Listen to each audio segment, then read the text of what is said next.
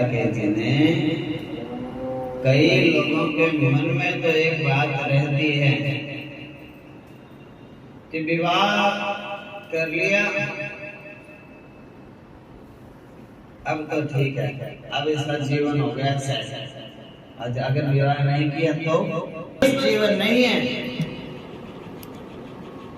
जीवन में धर्म है, अर्थ है, मोक्ष है, देशभक्ति है, त्याग तपस्या है, वीरता है। क्या सेवा का प्रकल्प है, सेवा करो। एक विवाह से ही ऐसा नहीं समझना चाहिए बिल्कुल कि बस विवाह तो बस जरूरी है।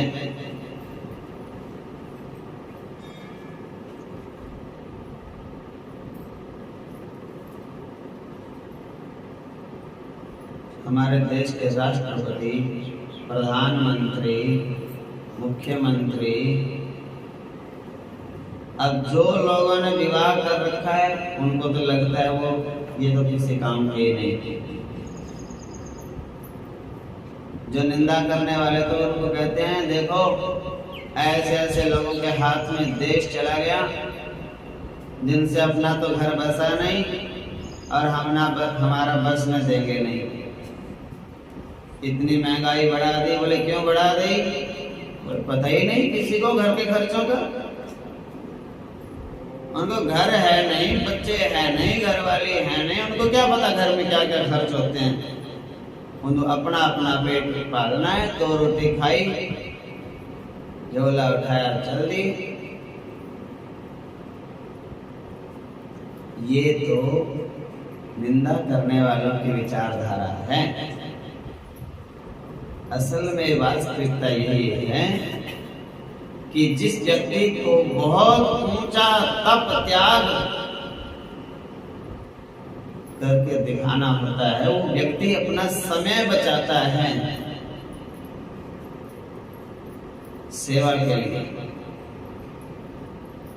और उसका समय, उसके पास समय ज्यादा होता है जो गृहस्थ में प्रवेश नहीं किया। अब जैसे साधु हैं, महात्मा हैं और वो भजन करने लग जाए, और गृहस्थी लोगों को भी कहेंगे तुम भी मेरे बराबर भजन करो, तो गृहस्थी लोग क्या बोलेंगे? बोले देखो जी आपका तो यही काम है और कोई काम है नहीं, अब आपके बराबर हम कैसे कर सकते हैं? तो बात यही है कि उन लोगों के पास जो उनको काम करना है, मुख्य उद्देश्य जो है, उनका लक्ष्य जो है, केवल बच्चे पैदा करना उनका उद्देश्य नहीं है। विवाह करवाया, 8-10 बच्चे हो गए, अब बस एक ही चक्कर, जन्मते रहो मरते रहो, ऐसा नहीं। कुछ ऊंची सोच के लोग होते हैं। भैया 2 भाई हैं, एक माता पिता की सेवा करो, एक देश की सेवा करेगा। पहले जिनके 2 बेटे होते थे, दोनों फौज में भी नहीं लगते थे। एक घर में रहेगा, एक फौज में जाएगा।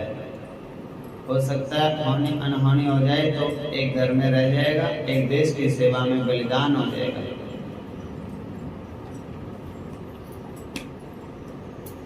एक साधु संत बन के भगवान की सेवा करेगा, देश में धर्म की, योग की, ज्ञान की, सांख्य की, नीति की शिक्षाएं देगा। एक अपने माता पिता की सेवा करेगा, अपने बच्चों का पालन पोषण करेगा। संन्यास का भी पंथ चल जाएगा, गृहस्थ का भी धर्म निभ जाएगा। तो ऐसा होता है। स्वामी कार्तिकेय जी ने जानबूझ के बड़ा ऊंचा, और कई बच्चे तो ऐसे होते हैं खुद ही समझदार कि हम शादी कराएंगे पर अपने पैरों पे खड़े होके पहले तब ही शादी के लिए हाँ करेंगे। अपने काम धंधा बिजनेस रोजगार नौकरी जो भी है पहले सेटल हो जाएं, फिर ही शादी का नाम लेंगे।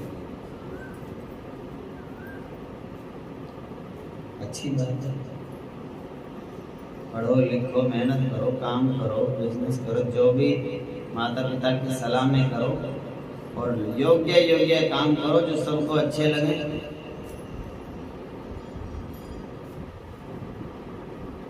स्वामी कार्तिकेय उनको शिक्षा देने के लिए एक दिव्य विभूति है, भगवान है वो।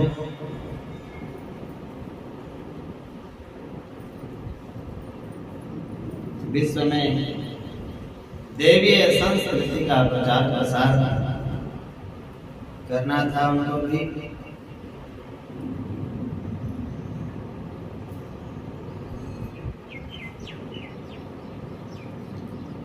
तो गणेश जी ने तो वहीं हाथ जोड़ करके माता पिता दोनों की परिक्रमा लगा ली। और कोई सोचे कि लोग एक दिन हम भी परिक्रमा लगा लेते हैं, हम हो गया हमारा भी उद्धार।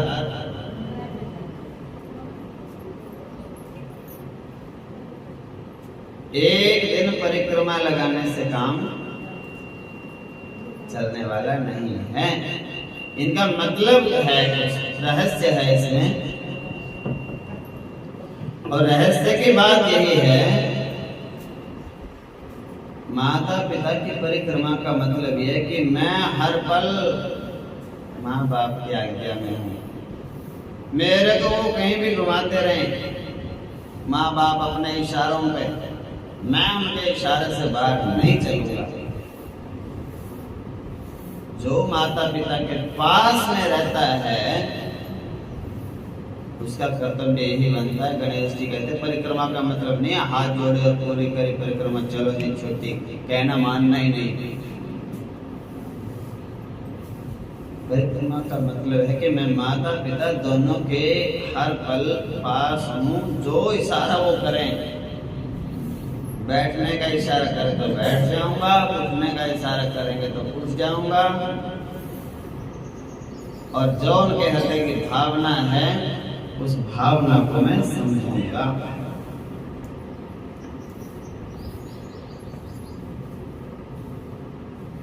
उसको समझ में आ जाना चाहिए कि मेरा तो स्वर्ग मेरे माता पिता के चरणों में है। जो माता पिता की सेवा में अपने आप को समर्पित कर देते, जैसे पुंडरीक के लिए माता पिता की सेवा, श्रवण कुमार के लिए माता पिता की सेवा, स्वयं पंढरीनाथ भगवान कृष्ण विष्णु दर्शन देने के लिए पहुंचे पुंडरीक को। उनको कहीं जाना नहीं पड़ा, माता पिता की सेवा करते थे। भगवान आए द्वार पर, कहने लगे भैया जरा आना बाहर। बोले जी कौन है? भगवान।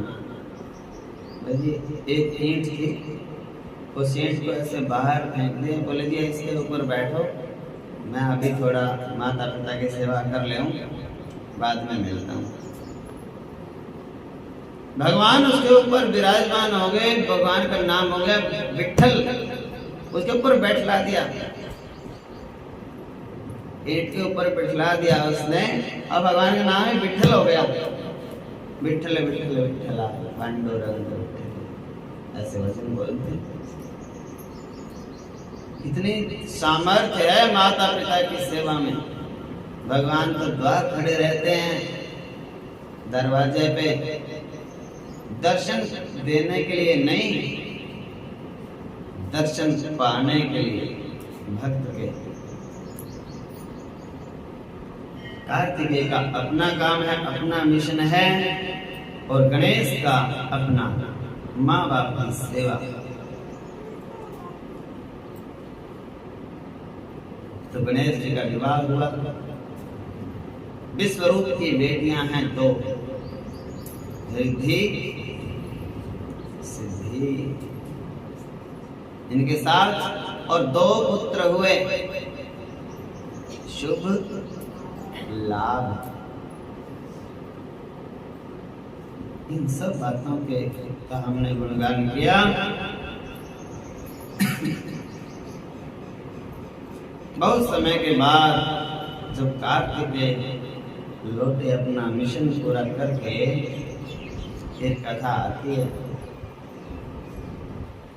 कि कार्तिकेय नाराज हो गए,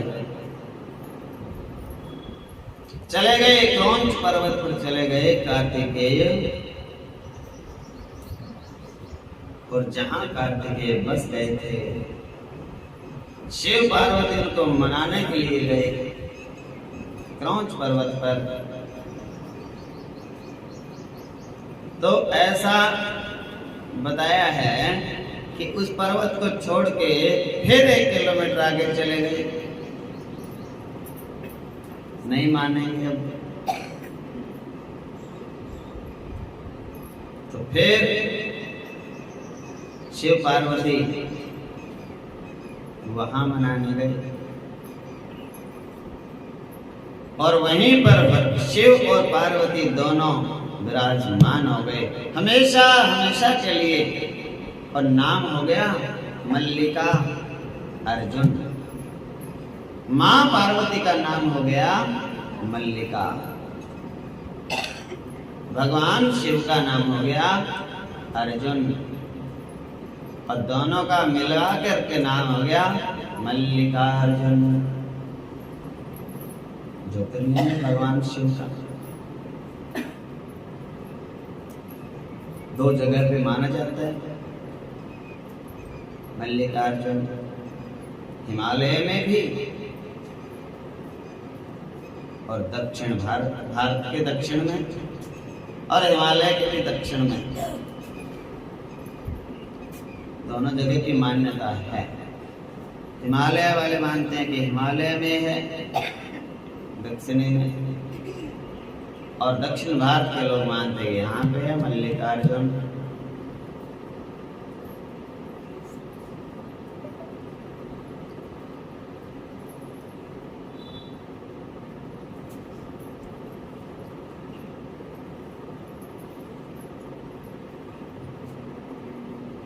तो इस तरह से मल्लिकार्जुन दोनों को, शिव पार्वती को हम प्रणाम करते हैं। बोलो मल्लिकार्जुन भगवान की।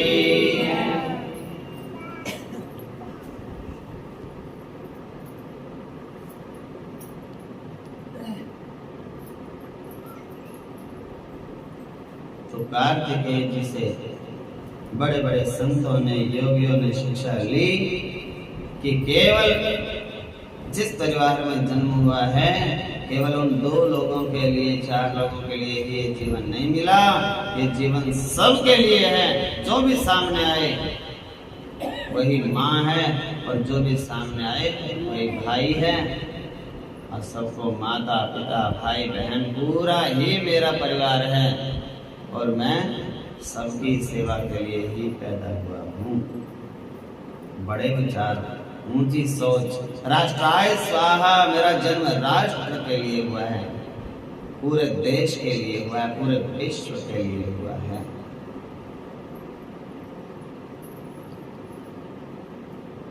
तो सुब्रमण्यम भी कार्तिकेय स्वामी का नाम है। एक स्कंद सरकंडों में हुआ था ना, तो स्कंद भी कार्तिकेय का नाम है।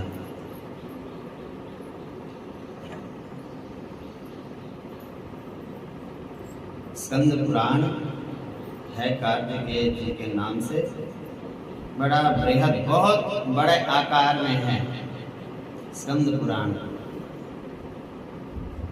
18 पुराणों में जितना देखने में, स्कंद पुराण के जितना मोटाई में कोई ग्रंथ पुराण नहीं है, सबसे आकार में बड़ा है।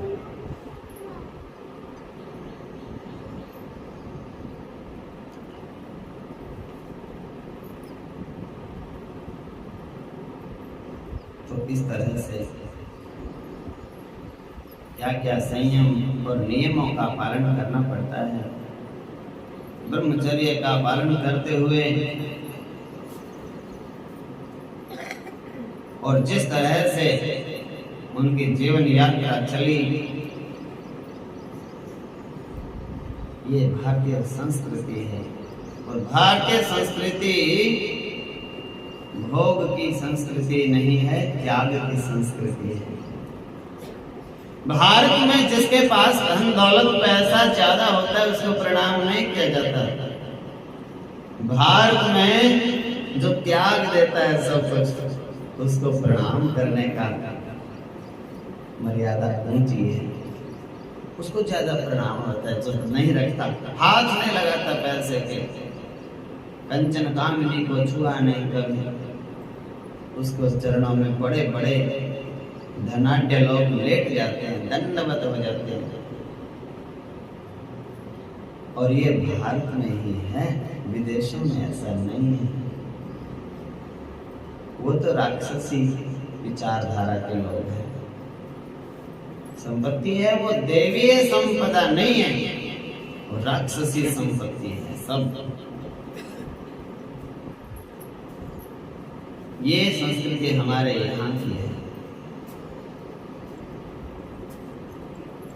कोशिश यही करनी चाहिए ज्यादा से ज्यादा अपने ही देश में रहा जाए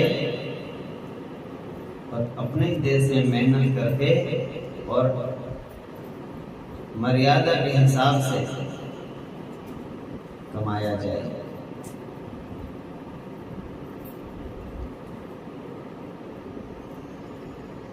बताने में संकोच होता है मुझे।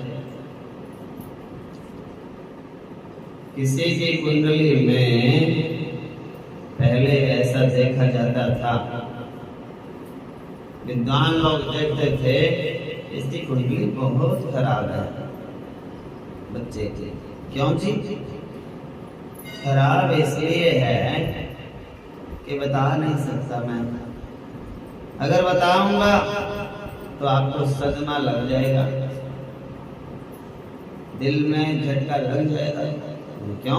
ऐसी कौन सी बात होगी कुंडली में? तो विद्वान लोग बताते हैं इस कुंडली में ऐसी बात है, बताऊंगा तो पहले दिल पे पत्थर रखो फिर बताऊंगा। बोले जी चलो आप बताओ, हम समझ गए, जो होगा देखा जाएगा, पर आप बताओ। बोले इसकी कुंडली में ना ऐसा योग है, इसका देश छूट जाएगा। अच्छा, देश छूट जाएगा, अपना समाज ही छूट जाएगा, इससे अपना गांव छूट जाएगा, अपना प्रांत छूट जाएगा, अपना राष्ट्र छूट जाएगा, अपने संस्कार संस्कृतियों से दूर चला जाएगा। तो मोटी मोटी भाषा में यही कह दो ना भाई, इसको तो देश निकाला मिलेगा। बोले अब तो आप जो मर्जी समझो, मैंने तो बताना था तो बता दिया। तो माता पिता इतने उदास होते, इतने नाराज होते, इतने रोते और तरह तरह के उपाय ढूंढते, और ज्योतिषी भी नाराज हो जाते, उदास हो जाते। जब भैया जब सेवक नाराज हो जाएंगे तो गुरु भी नाराज। और आज वही कुंडली हमारे सामने आ जाए, हम नाराज नहीं होते। हमें पता है कि इसके माता पिता उदास होते ही नहीं, हम तो मुस्कुराते हैं, आहा आनंद आ गया। बोले क्या? इसकी कुंडली में तो विदेश के योग हैं, और माँ बाप तो ताड़ी बजा देते हैं, बोले जय श्री कृष्ण। योग वही है, एक ही बात वही है, अपना देश छूट जाएगा, योग तो वही है, देश छूट गया। जो विदेश में चला गया और कच्चा है, अभी अभी गया है वहां पे, माँ बाप ने फोन किया बेटे आ जाओ, नहीं अभी नहीं आएंगे, तो कच्चे हैं। कच्चे हैं तो आएंगे नहीं, कैसे आएंगे? बच्चे हैं, फिर जा नहीं सकते, दोबारा एक बार आ गए तो माँ कहने लगी, हे गुरुजी पक्का करवा दो। पक्का करवा दिया विदेश में। फिर माँ कहने लगी, बेटे अब तो पक्का हो गया, अब तो आ जा। फिर कहने लगे, माँ बात सुनो ध्यान से। बोले बताओ। देखो अब तो हम हो गए पक्के, अब नहीं हमारा भारत में जी लगता। बोलो जय श्री कृष्ण। हाँ पक्के हो गए, अब यहाँ हमारा नहीं मन करता, अब तो मन करता है वहीं पे रिश्ता करें, वहीं पे रिश्तेदारी, और तुमने आना है तो आओ, नहीं तो तुम्हारी मर्जी तुम्हारी।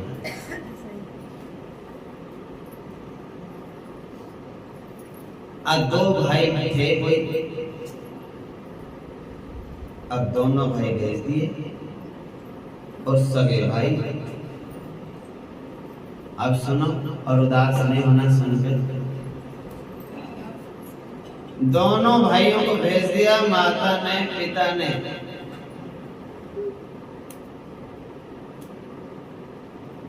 और ऐसा हो गया कि मां मर गई। पिताजी ने फोन किया दोनों के पास कि भैया जाओ। एक बच्चा आ गया दोनों में से। पिताजी ने कहा दूसरा भाई नहीं आया, और पिताजी ने यहाँ माँ का अंतिम संस्कार नहीं किया। बच्चे आएंगे, मुंह देखेंगे, तब अंतिम संस्कार उनके हाथों से शुभ कार्य कराएंगे, क्रियाक्रम पूरा कराएंगे, जाप भजन पाठ। एक बेटा आया, पिता ने आते ही पूछा बड़ा नहीं आया? बेटे ने सच सच निकल गया मुंह से, बोले सच्चाई पापा बात ऐसे है, मैंने तो कहा था बड़े भैया को कि चलो आप भी, माँ का स्वर्गवास हो गया। तो बड़ा भाई कहने लगा कि ऐसा है, देखो सुनो, मेरे पास तो अभी टाइम नहीं है, काम ज्यादा है। माँ को तो आप नबेड़े आओ, पिता को मैं नबेड़े आऊंगा। बारी बांध लो, अब की बार आप चले जाओ, अगली बार पिताजी जब तुम मरेंगे तो तुम मत जाना, मैं चला जाऊंगा। पिता ने अंदर गए, पिताजी जहां मां पड़ी है। पिताजी के पास में बंदूक थी,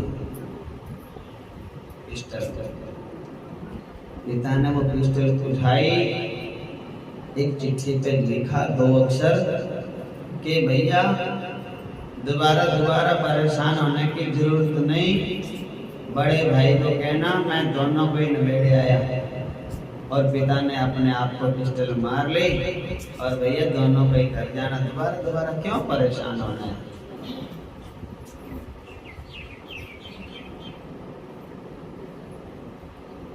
ये हालात बनते जा रहे हैं।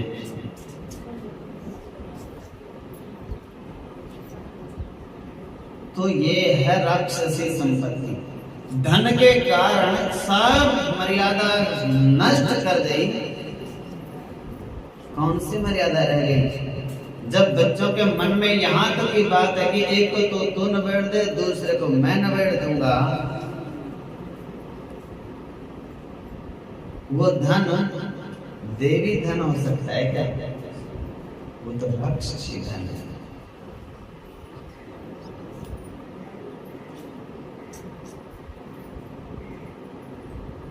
कलयुग का प्रभाव है। बुद्धि राक्षसी होती जा रही है।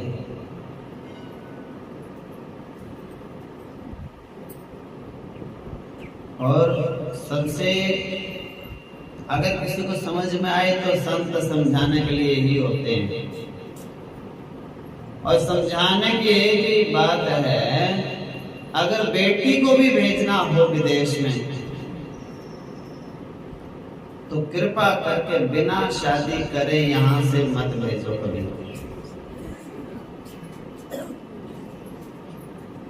अरे अपने घर में जहाँ सारा घर है, पूरा मोहल्ला है, पूरी गली है और गली भी बंद है, इधर से उधर आर पार निकलते नहीं, वो अपने घर में रहते रहते जिस बेटी को हमने 1 मिनट के लिए अकेली छोड़ा नहीं,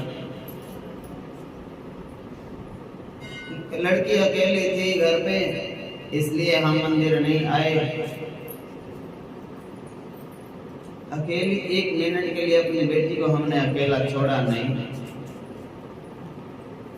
और हम बहाने से विदेश भेजने के एक ट्रेंड चल रहा है, जो उसके माध्यम से और राक्षसों के मुंह में अकेली अपनी बेटी को भेज दिया। भगवान की रखवाली करते हैं। बोलो जैसे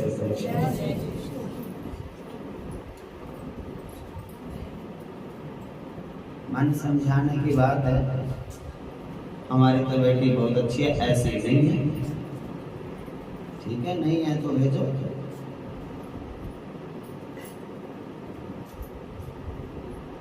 पर संतों का काम होता है समझाना।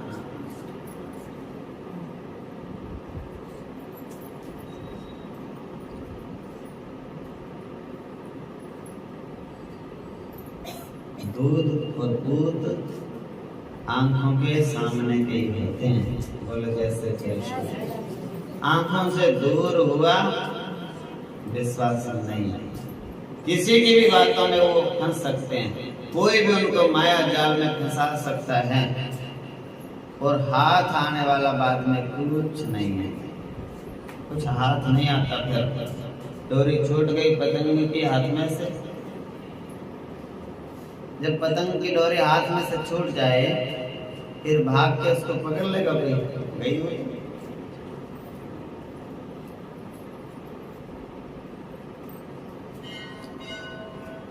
तो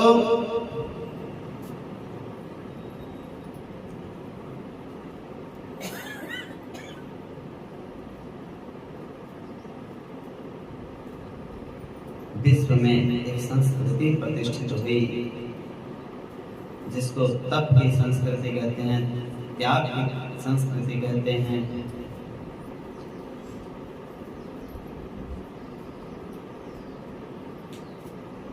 देव भाषा जिसे कहते हैं, संस्कृत, सुसंस्कृत, बहुत अच्छे अच्छे संस्कार जिसको बोलते ही प्रवेश कर जाएं उसको संस्कृत और संस्कृति कहा जाता है।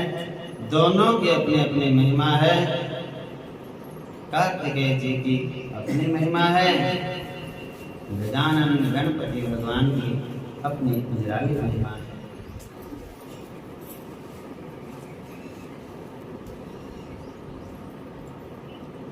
तो जैसा कथा में बताया था कि उत्तर वाहिनी, वैसे तो सारी नदियां पवित्र होती हैं, लेकिन उत्तर वाहिनी गंगा हो, यमुना हो, कोई भी नर्मदा मैया हो, कोई भी नदी, उन नदियों का विशेष महत्व माना जाता है। और सरस्वती में पूर्व दिशा में बहने वाली सरस्वती का विशेष महत्व है। पूर्व दिशा में बहने वाली का नाम क्या होता है? प्राची। प्राची कन्या का नाम भी होता है किसी किसी का, तो प्राची होता है, उसे कहते हैं जो पूर्व की ओर चले। सरस्वती है बेहवा में,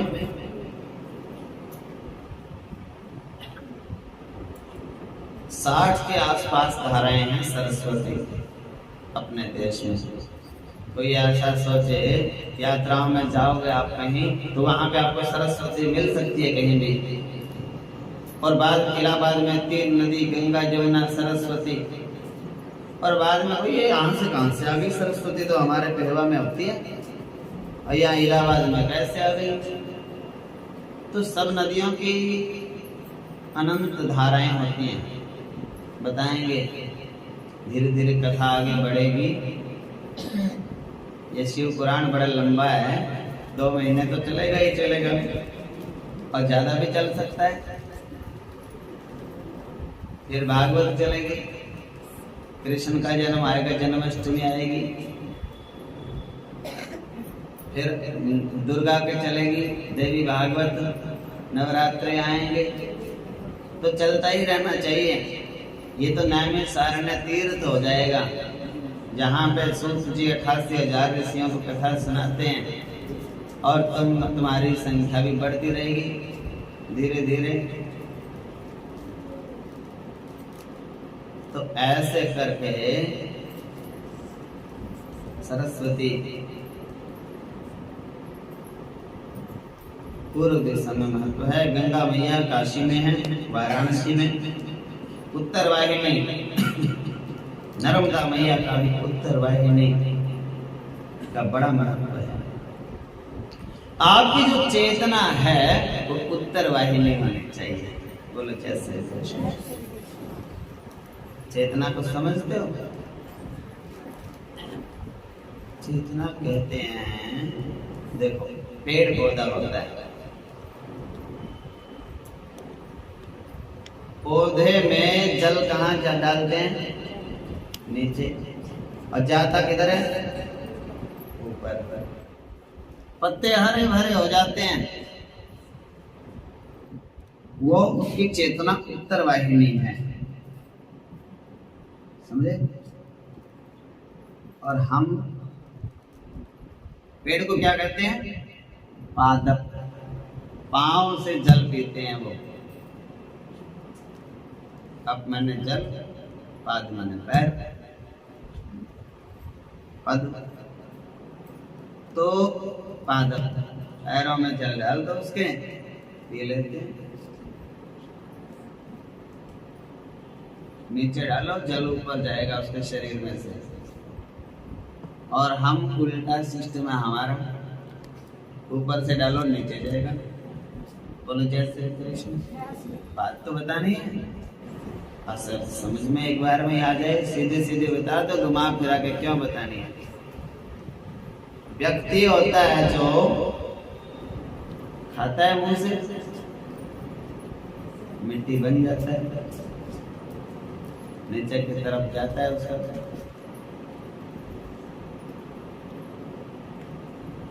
तो ऐसा होना चाहिए कि हमारी जो चेतना है, हमारी जो समझ है, ऊपर की तरफ जाए।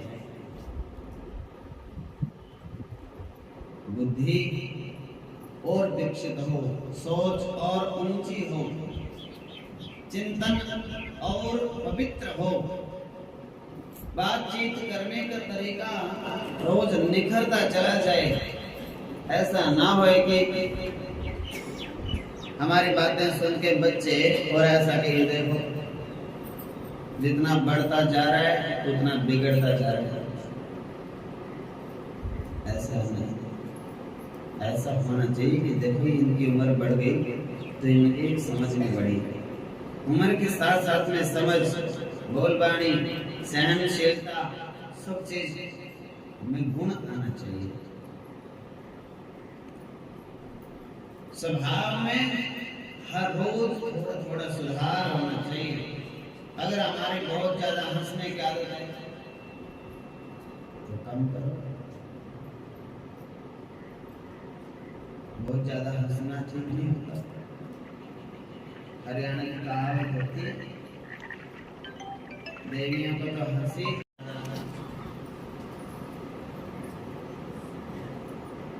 तो कोई उल्टा ही समझ ले, ये क्यों हंसती है। और कोई पुरुष खांस रहा है, ये मेरे को देख के खांसता है, तो अपना स्वभाव उसको तो पता नहीं है, उसकी तो हंसी आ जाती है जिसका आदत है, लेकिन दूसरों को नहीं पता है इसकी आदत है। थोड़ा थोड़ा अपने स्वभाव को रोज, ज्यादा बोलते हैं थोड़ा थोड़ा कम बोलना शुरू करो, ज्यादा हंसते हैं थोड़ा थोड़ा कम हंसना शुरू करो, ज्यादा ऊंचा बोलते हैं तो थोड़ा धीमा बोलना शुरू करो। और एक अच्छी बात हो, रावण की बहन होती है कोई कोई, और रावण की बहन कौन होती है? भाई भी होता है, बहन बहन नहीं, कोई माता। सोचिए तो माताओं को ही कहते हैं, तो आदमियों को तो कहते नहीं। हाँ, आदमियों को भी कह रहा हूँ, कोई कोई रावण जैसा होता है। कैसा?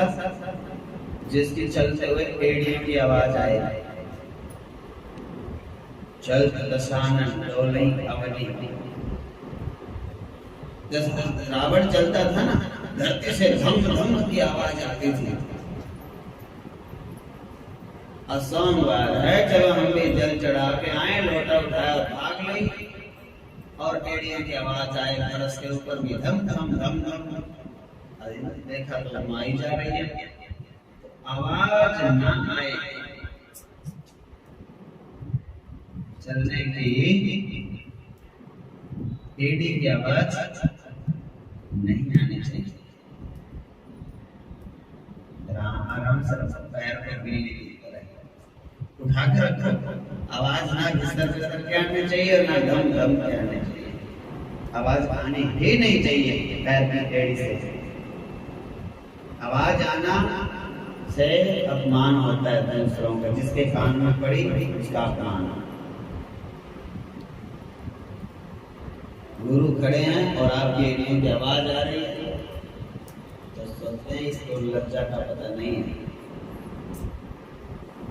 चलना पता नहीं है इसको, तो आवाज नहीं आनी चाहिए। कोई भी बात है, उसके स्वभाव है ये सब, इनमें सुधार हो सकता है। जिनको पता ही नहीं है उनकी कोई गलती नहीं है, लेकिन बता रहे हैं, पता लग गया कि जानबूझ के करे कोई अपराध है। पीछे हाथ करके नहीं चलना चाहिए, बताया था एक दिन। खड़े खड़े खाना पीना नहीं चाहिए, ये भी बताया था। गली में और छज्जे पे खड़े होकर कोलगेट ब्रश नहीं करना चाहिए, ये भी बताया था। कोई प्रदर्शनी का तो काम है नहीं, वो तो झूठा सोचा, गिरना उसमें से। आराम से बैठे शांति से,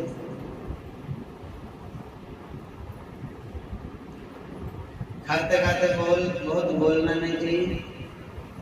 वस्तु मांगनी है, चलो धीरे से बोल दो, कोई काम दाल का सब्जी दे दो।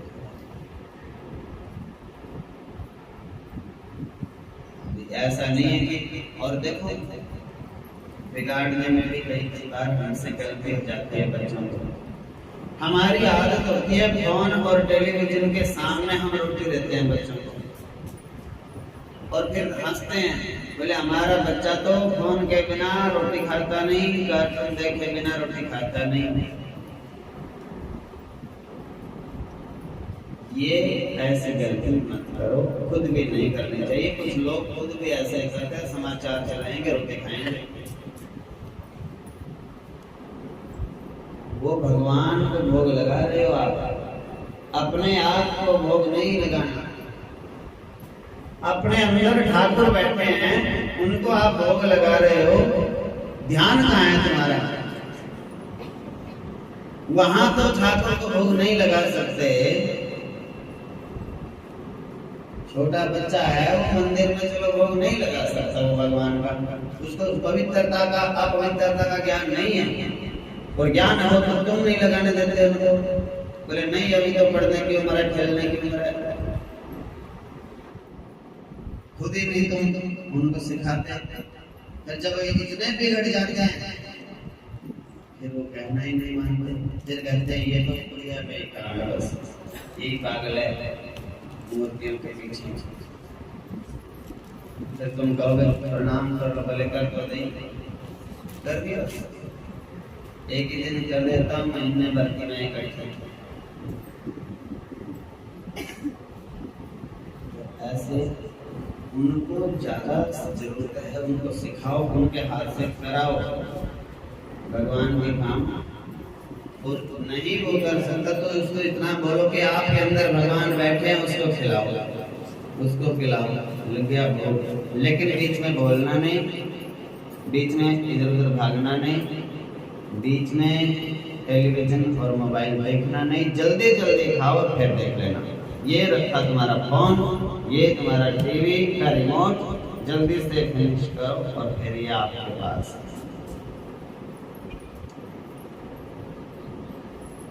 तो आदत को बिगाड़ो मत, नहीं तो अपराधी फिर आप हो, दोष आपको लगेगा।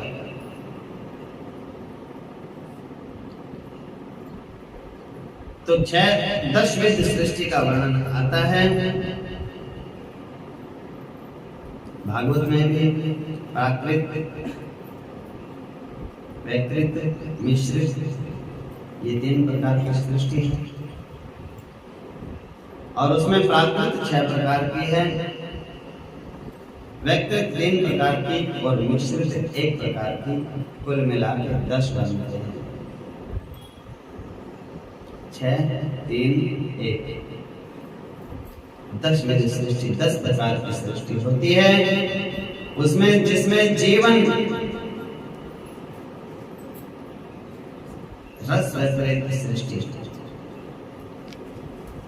जिसमें जीवन का बताया था ऊपर से नीचे की तरफ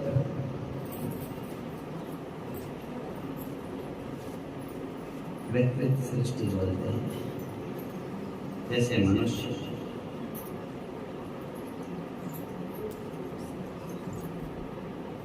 तो ध्यान, पशु इत्यादि ये वैकृत होते हैं।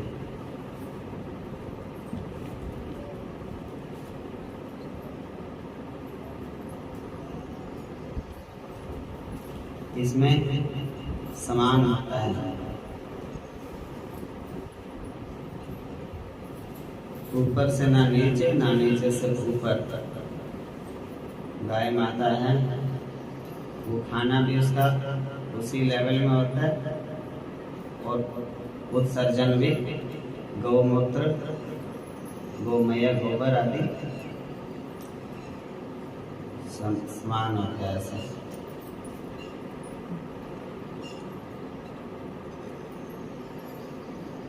उसे जीवन को यदि उत्तराभिमुख किया जाए तो गंगा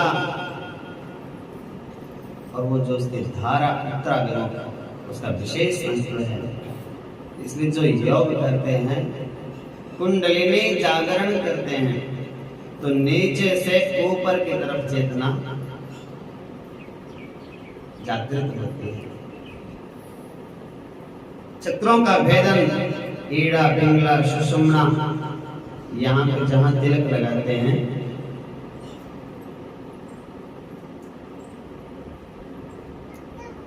यहाँ तिलक का महत्व है। और तिलक हो रोली कुमकुम का। ये जो बिंदी चली है ना, ये बाद में चली बनावट है, असल चीज नहीं है बिंदी लगाना। इसकी जगह रोली होती है ना, शुद्ध रोली का तिलक यहाँ लगाया जाता है। और यहाँ तीनों नदियाँ इस शरीर की मिलती हैं, गंगा, जमुना, सरस्वती। ईड़ा, पिंगला, सुषुम्ना, 3 नाड़ियाँ।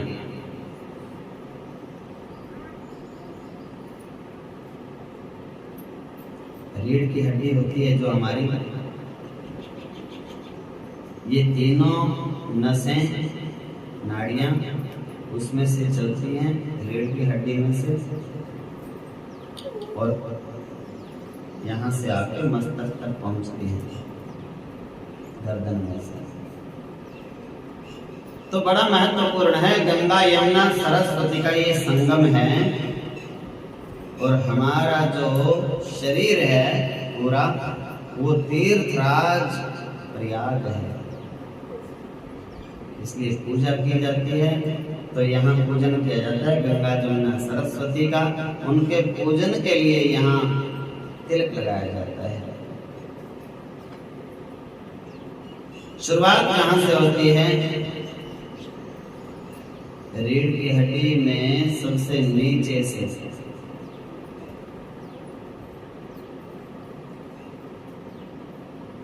जहां से हम बैठते हैं, बैठने का स्थान है ये, और रीढ़ की हड्डी जहाँ नीचे से शुरू होती है वहां सबसे नीचे होता है मूलाधार चक्र। 3.5 चक्र लगा करके कुंडलिनी वहां ऐसे बैठी है, जैसे एक प्रकार से आप तो नाड़ी को ही समझते हैं, तो आपको उस नाड़ी के हिसाब से ही समझाया जाएगा। रीढ़ की हड्डी का जो निचला हिस्सा है उसमें एक प्रकार की नस नाड़ी है, वैसे 1, 2 और 3 और 3.5 ऐसे घूम के नीचे से एक नाड़ी होती है हमारे शरीर में, रीढ़ की हड्डी के निचले हिस्से में नागिन की तरह बैठी है। और शिवलिंग के आसपास जो लिपटा हुआ नाग होता है उतार रखा है, अंदर विराजमान कर रखा है। ऐसे देख रही है ना माताएं बहन और शिवलिंग में, तो बता रहे हैं पत्थर की भी जलहरी होती है तो उसमें भी ऐसे उकेरा जाता है, वो घड़ के बनाया जाता है शिवलिंग के नीचे वाली तरफ, तो नाग होता है। उसी तरह से भोले बाबा का गहना है, आभूषण है।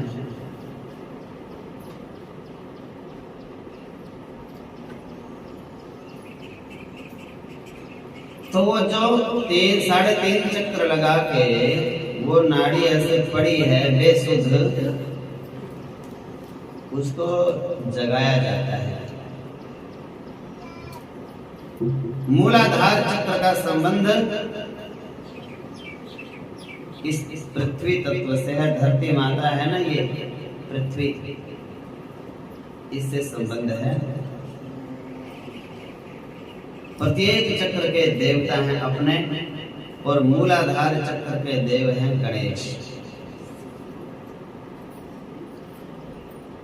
उसके ऊपर थोड़ा उसी में रीढ़ की हड्डी में आते हैं चक्र, उसके ऊपर आता है स्वाधिष्ठान। स्वाधिष्ठान का देवता है जल, उसके थोड़ा ऊपर है मणिपूरक चक्र, उसको है अग्नि तत्व प्रधान, अग्नि देवता है उसके।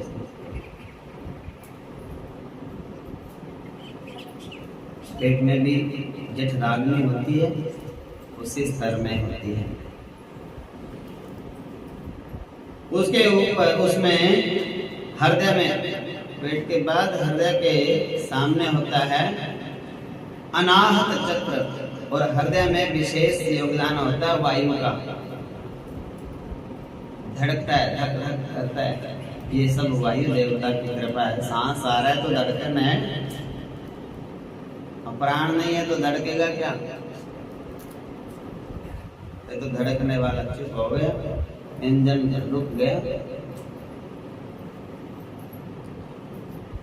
तो ये अनाहत चक्र है, और उसके ऊपर है कंठ, और कंठ में विशुद्धि चक्र होता है।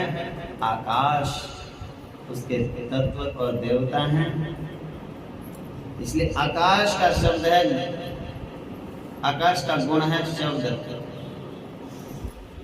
और आकाश का मतलब शब्द, वाणी। आकाश देवता है तो हम बोलते हैं। खाली जगह को आकाश कहते हैं। गला खाली है तो बोल रहे हैं, और गला रुक गया तो आंसू आ जाए तो क्या बोलेगा? खाते खाते हंसते हंसते जल पी ले। ऐसे ही तो होता है। मूर्ख कैसे होते हैं? मूर्ख होते हैं जरूरत से ज्यादा बोझ उठाने वाला मूर्ख। ज्यादा अपने समर्थ के हिसाब से अगर उठाने में कोई दिक्कत नहीं, उठाओ। पता है ज्यादा ये, फिर उठा रहा है जबरदस्ती, मूर्ख है। दूसरे के इंतजार करो, हाथ लगवाओ, फिर उठाओ। उठाना तो एक रोज रोज है, और एक दिन झटका लग गया जिंदगी भर का दुख हो जाएगा। दूसरा मूर्ख कौन है? पानी पी रहा है और हंस रहा है। पहले जल पियो, बाद में हंसो बोलो। जल पियो तो सांस का ध्यान रखना है ना, नहीं तो सांस नाली में चला जाएगा। और उसके बाद मूर्ख कौन है? चलते चलते खा रहा है। अब बैठ के खाओ, चलते चलते खाना नहीं है, हंसते हंसते पीना नहीं है।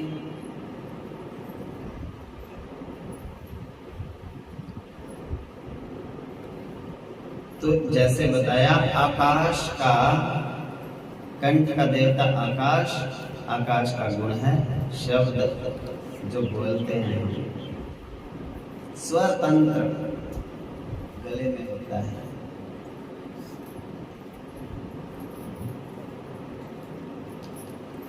प्राण ना हो, प्राण वायु ना हो, शब्द स्पर्श रूप रस गंध सब बेकार हो जाता है, व्यर्थ हो जाएगा सब। हाथ लगाएगा तो ये पता ही नहीं चलेगा, प्राण तो है नहीं। हाथ क्या लगाना है? जलेगा तो भी पता नहीं चलता। एक महात्मा था, उसको ऐसे दूसरे महात्मा को समाधि देने चले गए, तो कहने लगा भैया मरने से तो कोई चिंता नहीं, पर चिंता तो ये है जब मेरे को ऐसे नीचे दबाएंगे ना, ये नाक में कानों में तो मिट्टी चली जाएगी सब। इस बात की मेरे को चिंता है। तो चिंता क्या है? वो तो सारी मिट्टी है, सब मिट्टी हो गया। वो मिट्टी का ही था, मिट्टी में ही मिलना है।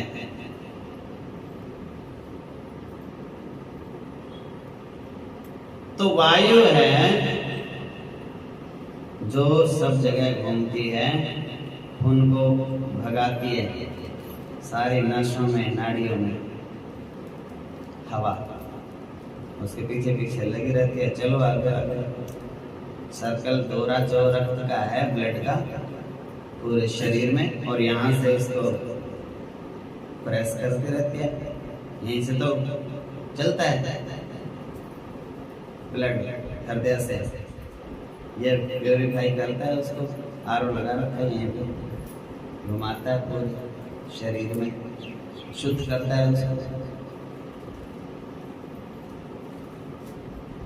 तो ये प्राण का काम है सब। प्राण 5 प्रकार का तो आपको पता ही है, सुबह सुबह बोलते हैं रोज, प्राणाय स्वाहा, पानाय स्वाहा, व्यानाय स्वाहा, समानाय स्वाहा, उदानाय। ये 5 प्राण हैं, और 5 इनके उप प्राण होते हैं। ये उनका कमाल होता है।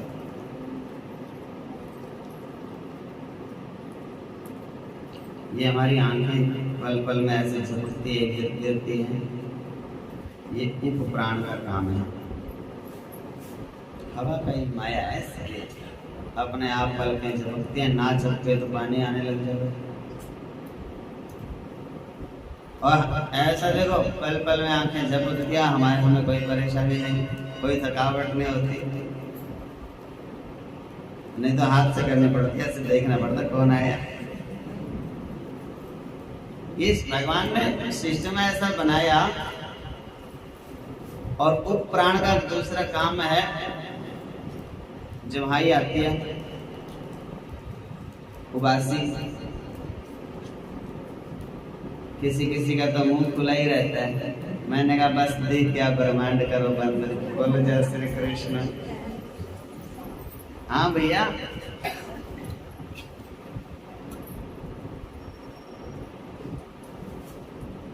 भगवान है, सब भगवान का रूप होते हैं ना। तो उबासी ज्यादा आदत ठीक नहीं होती। एक उबासी आई, दूसरी आई तो उठ के मुंह धो के आओ। थोड़ा आलस को दूर करो। बार बार आए तो उठो, घूमो फिरो, थोड़ा चलो हिलो जुलो।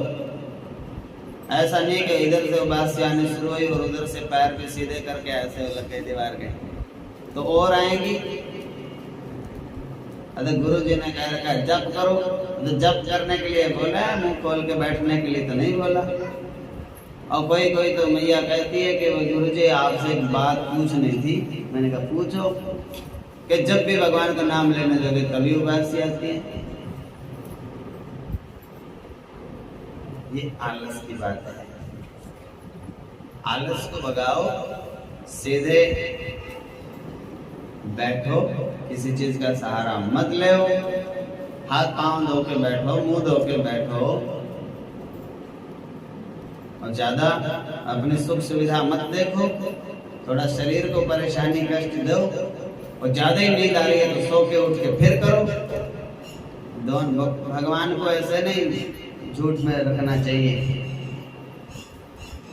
तो सो जाओ, ज्यादा ही परेशानी है तो विश्राम करो। शरीर है, दिन भर काम करता है, थक जाता है, तो आराम भी चाहिए उसको। तो जल्दी उठो, फिर जाप करो, स्नान करके करो। कोशिश करो। उबासी अच्छी नहीं चीज है। एक दो आ जाए तो ठीक है, ज्यादा आए तो। और उबासी और नींद और जुकाम और ये कई चीजें ऐसे भी हैं दूसरे की रिक्स में भी आती हैं। बोलो जय श्री कृष्ण। हाँ, एक हम बैठे भजन कर रहे थे, दूसरा बगल में आके सो गया, घर्राटे मार रहा है। हमने हमारे को गाने लगी। अब उसको देख के अपने को भी नींद आने लगी, और दूसरे को उबासी आई, अपने को भी आने लगी। तो ऐसा भी होता है। ये संग दोष से भी बढ़ती है। तो ऐसे आलसियों का संग नहीं, अपना भजन करो,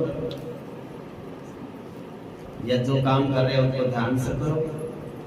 जितना टाइम करो, उसके बाद विश्राम कर लो, जल्दी जल्दी काम फ्री करके। तो अनाहत चक्र है, अनाहत नाद चल रहा है। तो वाणी भी 4 प्रकार की होती है, परा, पश्यंती, मध्यमा और वैखरी।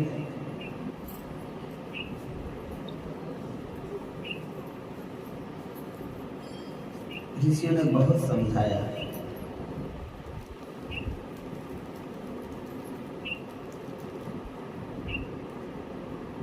तो ऐसा है, श्रद्धा जिसमें है एक बार में वो मान जाता है, एक बार में समझ जाता है जो उसको समझाया जाता है, और वही आगे बढ़ता है। ताकि गुरु का मन करता है अब कोई नई बात समझाओ, ये बातें तो ये सीख चुके हैं।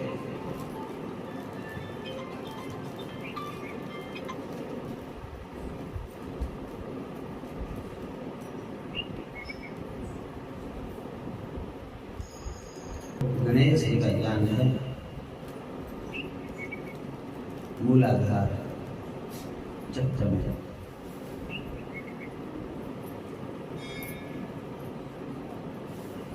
तो पंच महाभूत से संबंध है। और फिर है हम कहते हैं आकाश को, आकाश ब्रह्म, शब्द ब्रह्म, ऐसे शब्द का भी प्रयोग करते हैं। तो ये है विशुद्धि चक्र। भगवान शिव का जो 5वां काम है अनुग्रह, उसका संबंध आकाश तत्व से है। तो सृष्टि कहाँ होती है? भूतल में, पृथ्वी के ऊपर। स्थिति कहाँ होती है? जल में। और समाहार अग्नि में, तिरोभाव वायु में,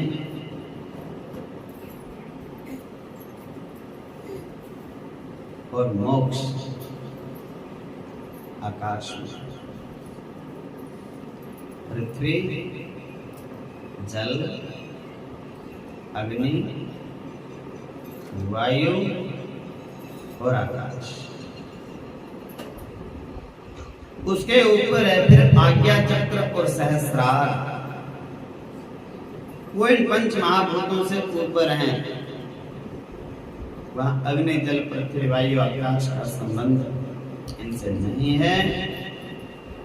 वो अनुभूति शब्दातीत है, उसके लिए शब्द नहीं होते, अनुभव का विषय होता है। यहाँ तक की बातें बताई जा सकती हैं, समझाई जा सकती हैं, सुनाई जा सकती हैं, पूछी जा सकती हैं, कही जा सकती हैं, लेकिन इनके ऊपर की जो बात है वो शब्द का विषय नहीं, केवल अनुभूति। प्रयाग, गंगा, यमुना, सरस्वती, यहाँ पे विद्या होती है, विद्या की देवी हैं सरस्वती। और फिर उसके ऊपर होता है सहस्रार। कहते हैं राजा परीक्षित ने ब्रह्मरंध्र में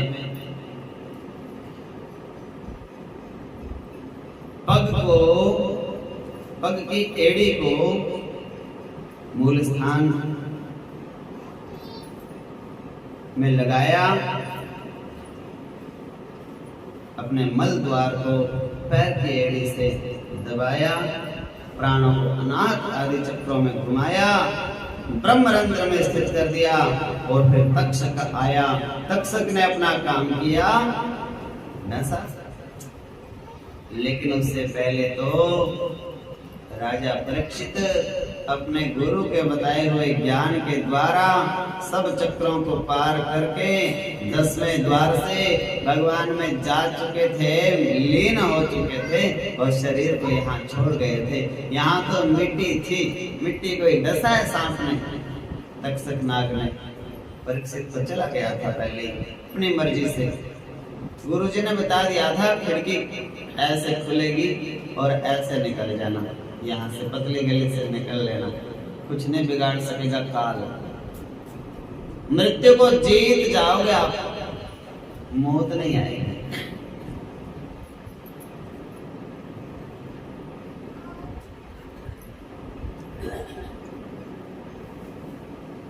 तो मृत्यु से मरा नहीं। जो मरता है,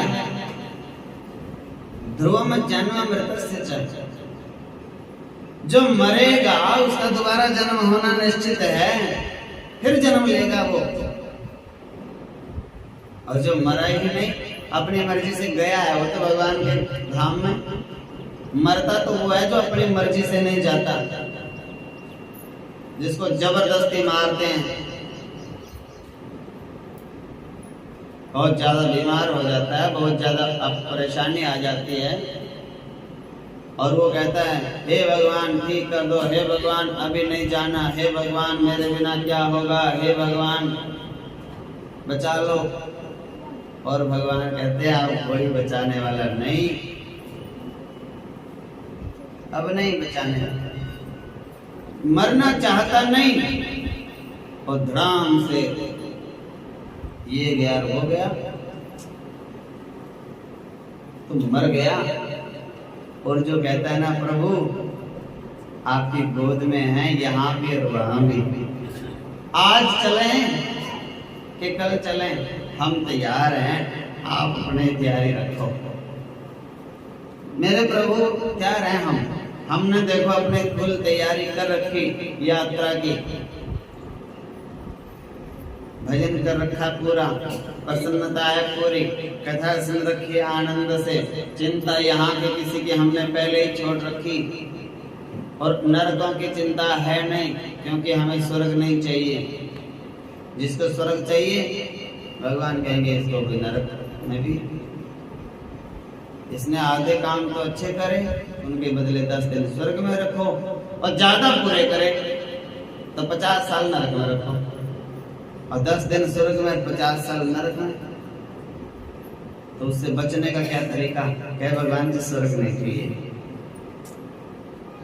तो भगवान कहेंगे इसको नरक में नहीं देना, इसने अपना स्वर्ग का त्याग कर दिया, अब नरक में देना ही नहीं इसको तो मेरे पास ही बैठा दो। जो स्वर्ग मांगोगे तो नरक में भी जाना पड़ेगा, और स्वर्ग नहीं मांगो, सुख नहीं मांगना तो दुख नहीं आएगा, सुख मांगोगे तो दुख आएगा। और एक ही कारण है दुखी होने का, केवल एक, वो एक चीज आपने सीख ली, जीवन में दुखी नहीं हो सकते कभी। और एक चीज क्या है? उम्मीद करते हो तुम जिससे, उससे उम्मीद करना छोड़ दो बस। कोई आपको दुखी कर सकता नहीं, पूरी सृष्टि में कोई दुखी कर नहीं सकता। उम्मीद जिससे आप लगा के बैठे हो, उससे उम्मीद करना छोड़ दो कि वो तुम्हारा है। उम्मीद तुम्हारे दुखों का कारण है, दुखों का कारण संसार नहीं है।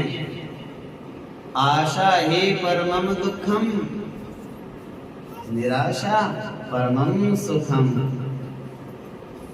कुछ नहीं चाहिए भैया हमें, तो देखो किसी की आश उम्मीद है नहीं, और कई बार ऐसा करते हैं, कह तो देते हैं हम ऊपर ऊपर से, अंदर में फिर होता है ये अगर मेरे को पूछता कोई तो अच्छा होता।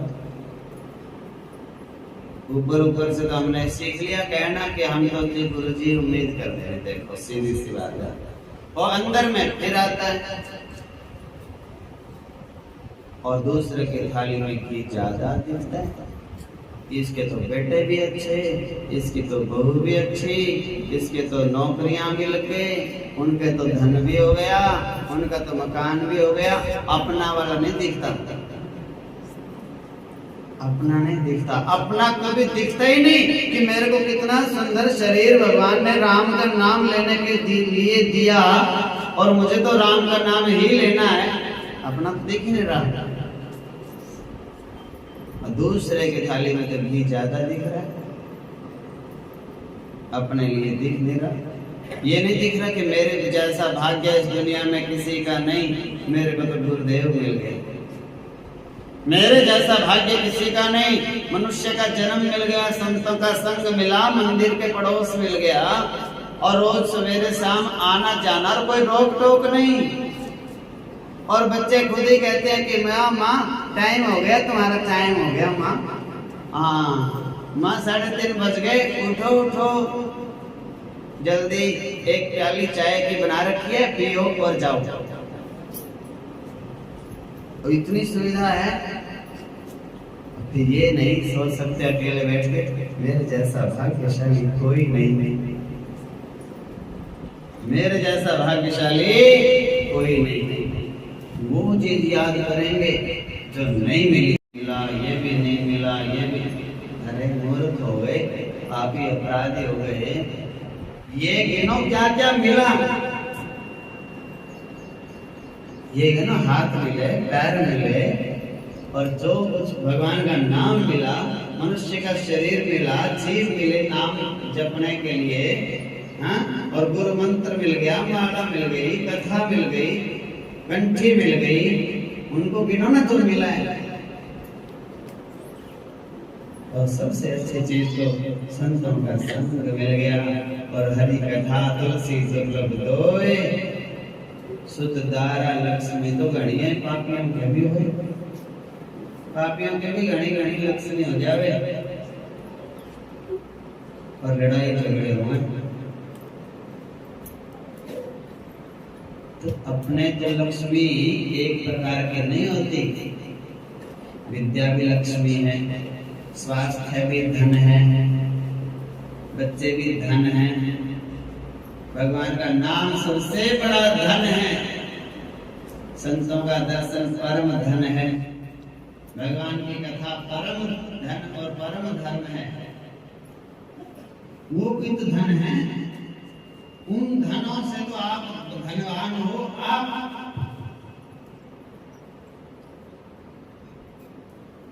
कबीरदास जी से पूछो तो कबीरदास जी ने बताया, ये जो करोड़पति अरबपति है ना, इनको धनवान नहीं कहना कभी। कबीरा सब जग निर्धना, सब निर्धन है ये तो,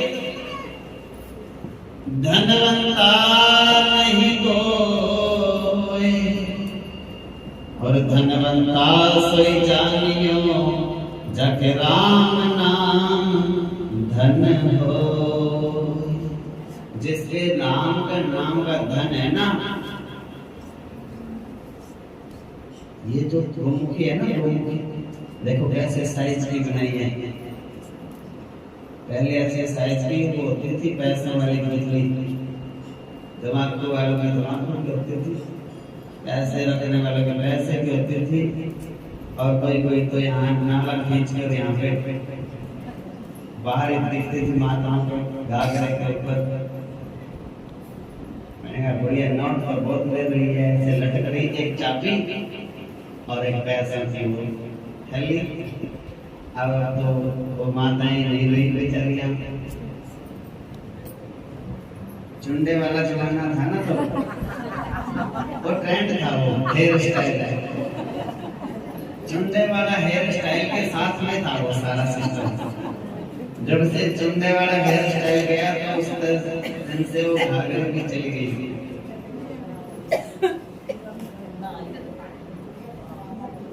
तो मतलब क्या है,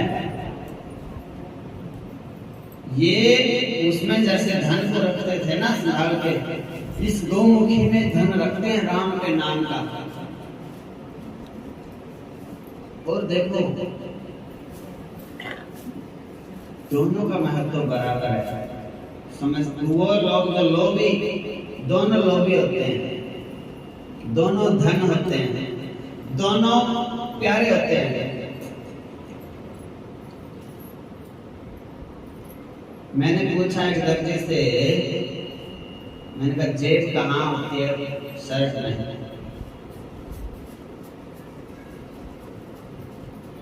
तो कहता है इधर होती है। मैंने कहा इधर क्यों नहीं होती? पहले गोलियां मारता है तो दो जेब वाले पहनते थे कुर्ते, दोनों तरफ होते थे। तो लेकिन ज्यादातर जो जेब होती है वो बाईं साइड में होती है। मैंने कहा ये दाहिनी तरफ क्यों नहीं होती जेब? सुनो, बाईं तरफ होता है दिल, और दिल के ठीक ऊपर लगाते हैं जेब, जेब में डल जाए पैसे, दिल टिका रहता है।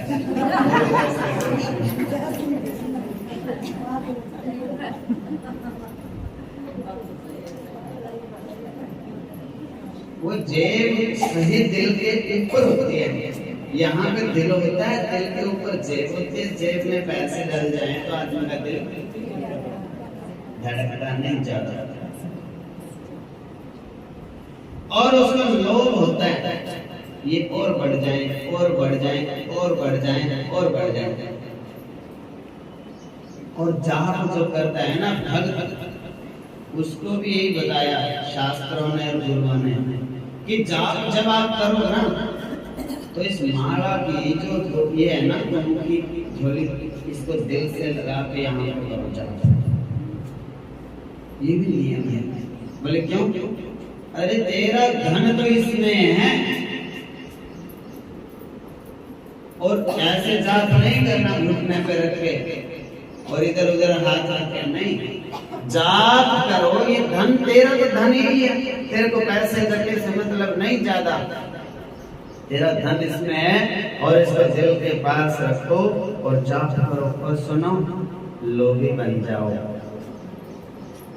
लोभी कैसे? नाम जपने के, संतोष नहीं करना। ऐसा नहीं है कि 2 माला हो गई बस ना, तेरा धन यही है और लोभ होना चाहिए। कोई कहता है कि लोभ तो नरक का द्वार है और काम नरक का द्वार है और क्रोध नरक का द्वार है, और ऐसा नहीं है। जब उसका परिणाम गलत है तो वो नरक का द्वार है।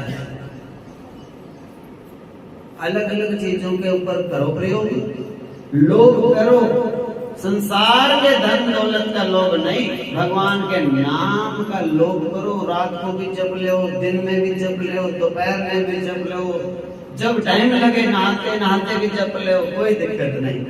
हर हर गंगे तो कहना ही पड़ेगा जी। तो ऐसा करके उसका लोभ हो जाए। अहंकार बोले बुरा होता है, नहीं होता। एक बात का अहंकार तो कर ही ले हो। किस बात का? ये भगवान तो मेरा है। हाँ, मैं तो कहूं बजा के ढोल, आगे तुम्हारी मर्जी है। चाहे कहो भोला मेरा है, चाहे कहो कान्हा मेरा, तुम्हारी मर्जी। ढोल तो बजा के कहो, शर्माना नहीं है। शर्म किस बात की? ये अहंकार करो। किस बात का? मैं तो भगवान का हूँ, भगवान का। हाँ, मेरे को अहंकार है इस बात का। और फिर आएंगे 2-4 दिन लोग, अच्छा हमारे लिए भी छोड़ दो थोड़ा राम को, तुमने पकड़ लिया। तो कोई शर्म नहीं करनी। हाँ भैया, हमने तो पकड़ लिया और राम ने हमारे को पकड़ लिया, हमको ना पकड़ने वाले। उसने हमारा हाथ पकड़ लिया और हमने खुशी खुशी उसके हाथ में पकड़ा दिया। और हम तो यही कहें भैया कि अब हमारा हाथ ना छोड़े भगवान, और हम भगवान का हाथ, हम भगवान के पैर ना छोड़े। मेरे तो भगवान हैं, मैं हूँ श्री भगवान का, और मेरे श्री भगवान अनुभव ये करते चलो जब लग घट में प्राण। अस अभिमान जाहि जन भोरे, अस अभिमान जाहि जन भोरे, मैं सेवक रघुपति पति मोरे, मैं सेवक रघुपति पति मोरे।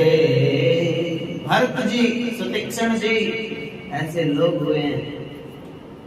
वो कहते हैं मुझे तो अभिमान दे दो भगवान आशीर्वाद में। बोले क्या मांगो? बोले अभिमान। किस बात का? बोले इस बात का कि मैं तो सेवक हूं। लोग तो छोटे से ये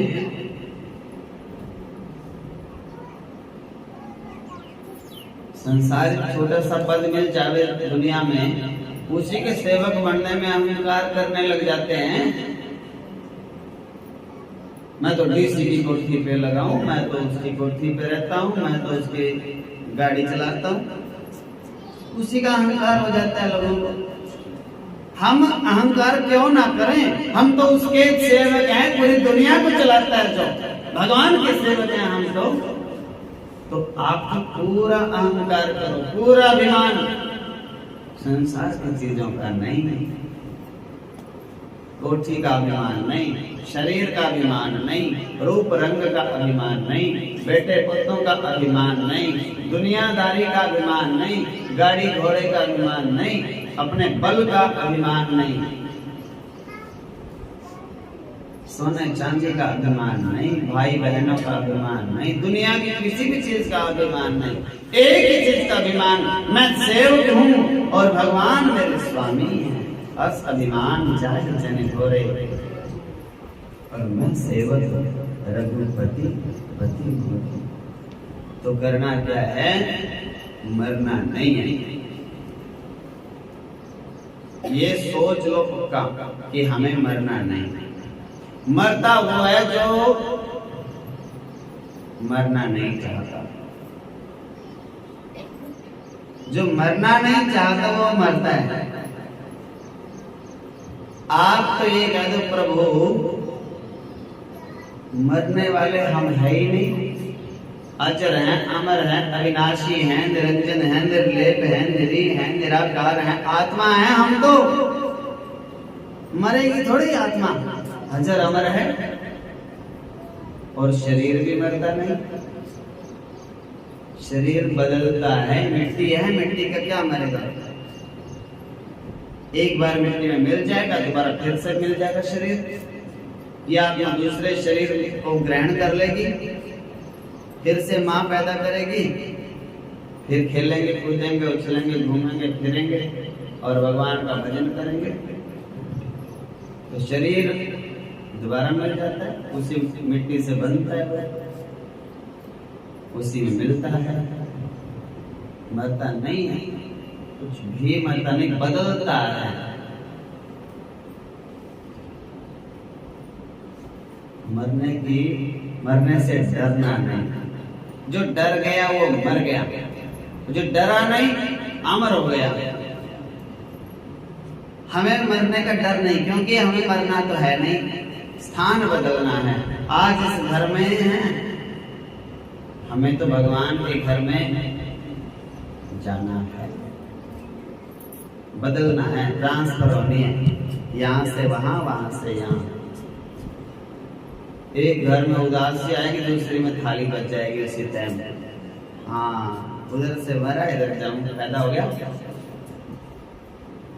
उधर खुशियां बन गई, उधर उदासी आई। तो उसको क्या टेंशन हो रही है? उसको तो फायदा ही हो गया, खुद को तो फायदा ही होने वाला है। अच्छा, अब तो 70 दवाइयां खानी पड़ती हैं, फिर खेलेंगे, कूदेंगे, गोद में रहेंगे और तो मौत से भक्ति करेंगे, भक्ति मांगेंगे तो भक्तों के घर में जन्म हो जाएगा। भक्ति नहीं मांगेंगे, मुक्ति मांगेंगे तो भगवान की गोद में जाएंगे, दुनिया में नहीं आएंगे। स्थान बदलना है तो तैयारी रखो, एक खुश रहो हर पल। प्रभु आपके हाथ में, आपकी गोदी में, हम यहाँ भी, आप कटोरे सौंप रखी यहाँ भी। आज ले जाओ, कल ले जाओ, परसों ले जाओ, नरसों ले जाओ। एक इतनी सी प्रार्थना है, कितनी सी, उस वक्त जल्दी आना, नहीं श्याम भूल जाना, उस वक्त जल्दी आना, नहीं श्याम भूल जाना, नहीं श्याम भूल जाना। श्री राधे को संग लाना, श्री राधे को संग लाना। जब प्राण तन से निकले इतना तो करना स्वामी, जब प्राण तन से निकले गोविंद नाम लेकर, तब प्राण तन से निकले गोविंद नाम लेकर। ये प्रार्थना करते रहो हर पल। तो बाकी कथा कल को सुनाने का प्रयास करेंगे। बोलो वृंदावन।